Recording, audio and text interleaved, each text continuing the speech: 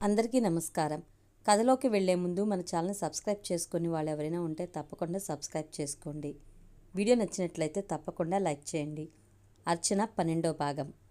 ఆ భయంకరమైన నిశ్శబ్దంలో తన భవిష్యత్తుకు ఏకపక్ష నిర్ణయాలు జరిగిపోవడం, ఆ నిశ్శబ్దంలోనే ఆమె జీవితం పైన వేణు ఆధిపత్యం సంపాదించడం చాలా మామూలుగా జరిగిపోయింది. వెంకటేశ్వర స్వామి ఆలయంలో అర్చన వేణుల వివాహం చాలా నిరాడంబరంగా జరిగింది.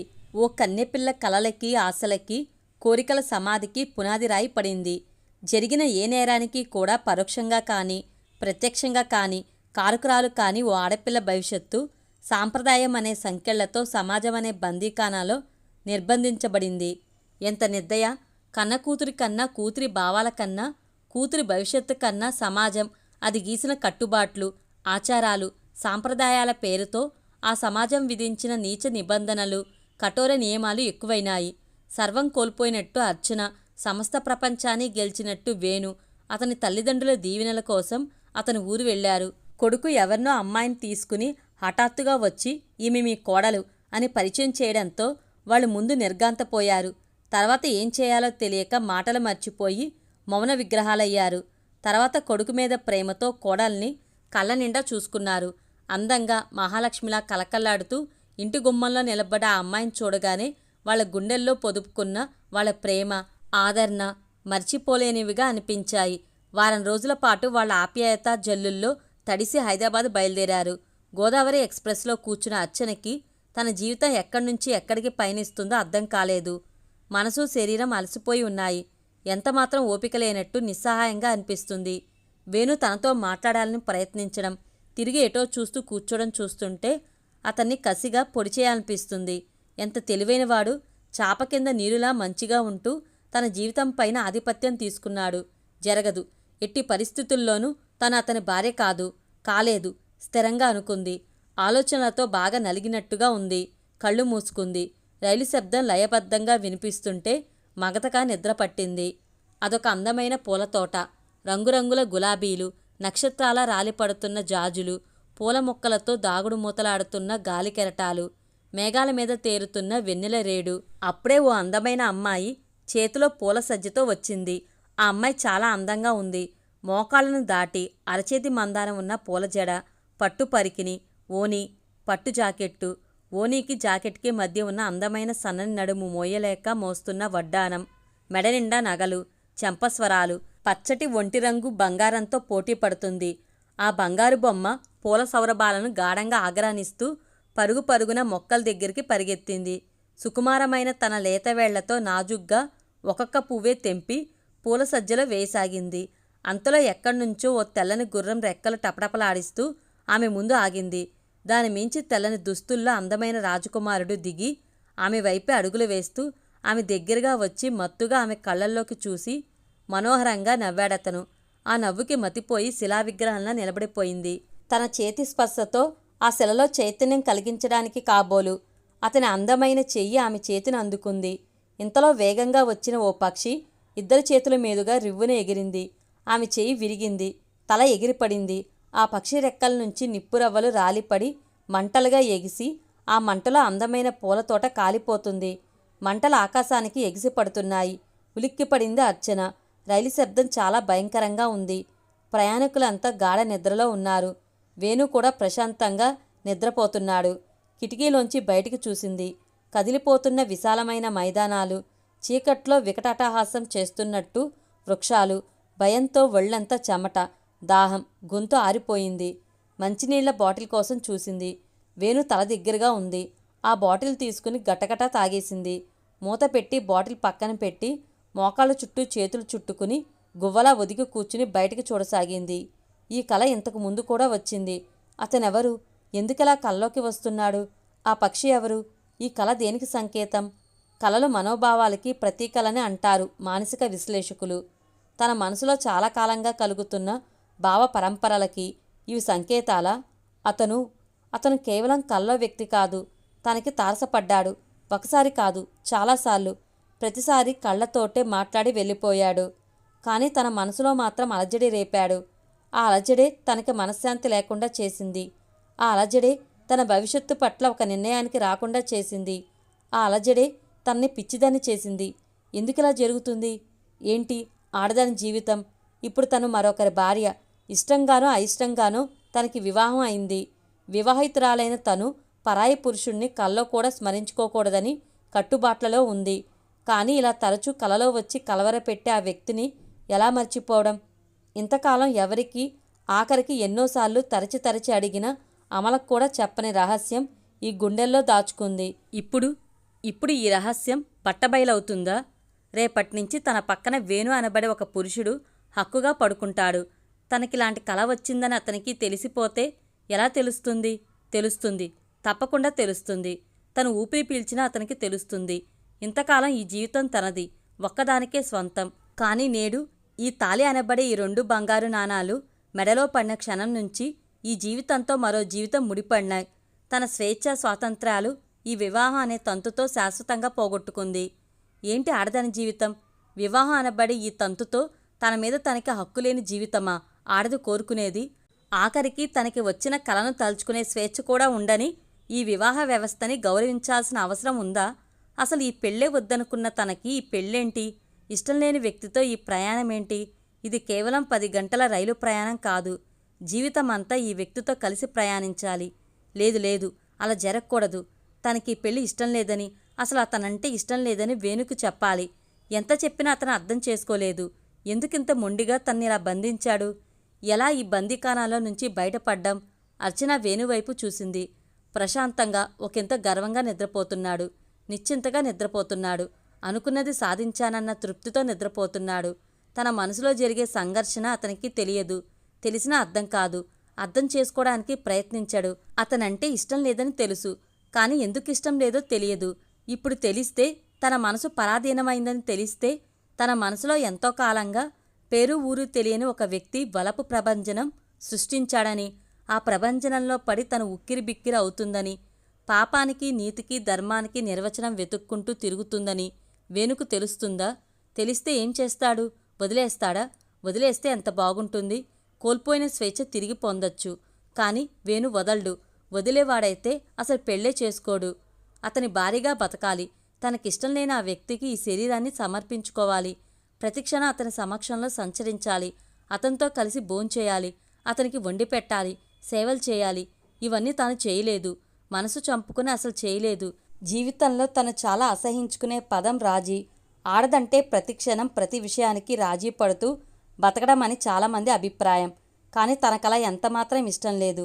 ఇప్పుడు వేణుతో రాజీపడి బ్రతకపోతే ఏం జరుగుతుంది? బతికితే ఏం జరుగుతుందో తనకి బాగా తెలుసు. అర్చన చచ్చిపోతుంది.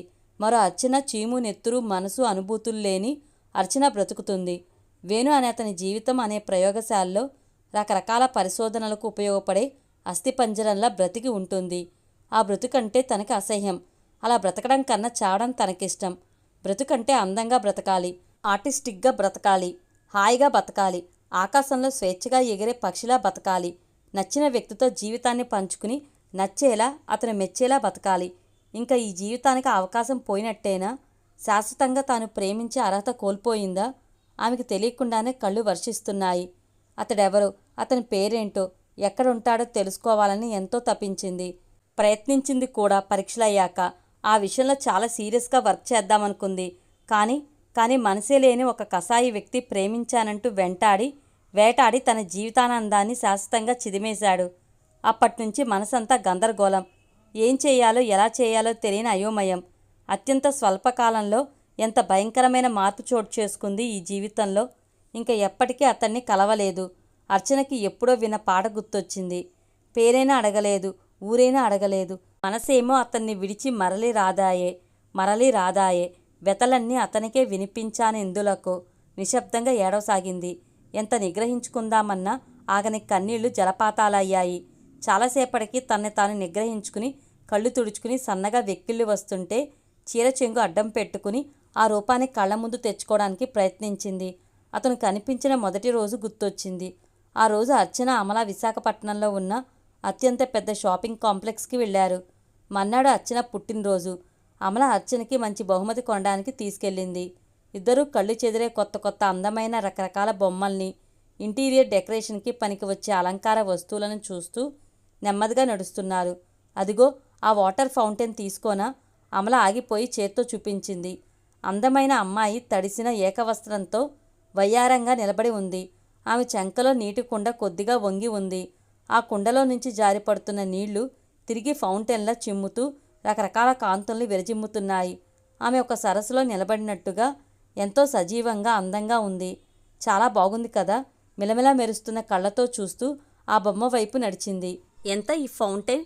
సేల్స్ మ్యాన్ని అడిగింది. దానికి రేట్ ట్యాగ్ ఉంది, చూడండి. మీరు చూస్తారా, నేను చూడనా? చివున వెనక్కి తిరిగింది అర్చన.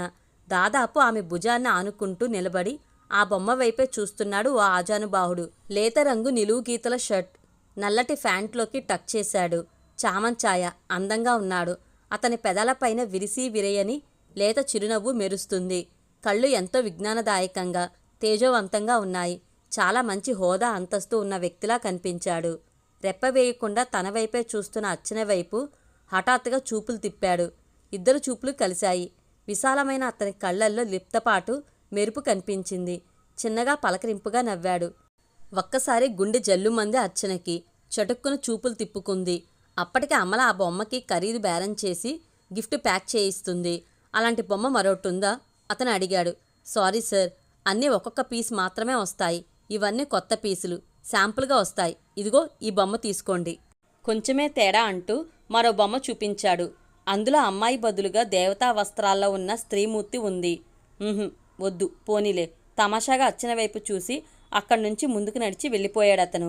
అతను వెళ్ళిన వైపు చూస్తూ బొమ్మలా నిలబడిపోయిన అర్చన భుజం మీద చెయ్యేసి పద వెళ్దాం అంది అమల. ఉలిక్కిపడిన అర్చన అయిష్టంగా ఆమెను అనుసరించింది. మౌనంగా స్వప్నావస్థలో ఉన్నట్టుగా నడుస్తున్న అర్చనని చిత్రంగా చూస్తూ అడిగింది అమల. ఏమైంది? ఇప్పటిదాకా బాగానే ఉన్నావుగా? అబ్బే ఏం లేదు, తడబాటుగా అంది అర్చన. ఏంటే, అతన్ని చూసి మనసు పారేసుకున్నావా? సరదాగా నవ్వింది అమల. అర్చన మొహం ఎర్రబడింది. ఏంటి అదంతా సిగ్గే? ఏంటే బాబు, అంత నచ్చాడా అతను?